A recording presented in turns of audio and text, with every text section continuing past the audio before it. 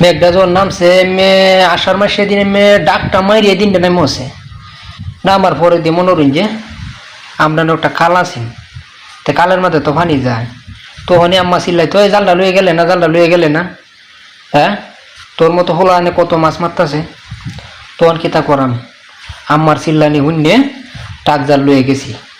যাই মনে করেন যে কইলে বিশ্বাসটা করতেন না, টানে টানে মনে করেন যে 1 থেকে 1.5 কেজি চিররা পুডি কয়লা লাইটে লাগবো, মানে 5 মিশালি মাছ। আরে বাবারি কি দিন গেছে, হ্যাঁ।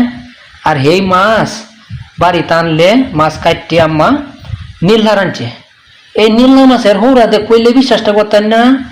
আষাঢ় মাসের দিন মেঘও নামছে, ঠিক আছে, এমন মজা লাগছে একসাথে মনে হয় যে 5 কেজি চাউলের ভাত খাইছি এই নীলহা মাছের হৌরাতে বড়ায়া বড়ায়া, ঠিক আছে। আম্মা আব্বা আরো মানুষ যারা বাড়িতে আছেন এমনি আসানক লাগি আছে কামড়া কিতা করলো, ঠিক আছে।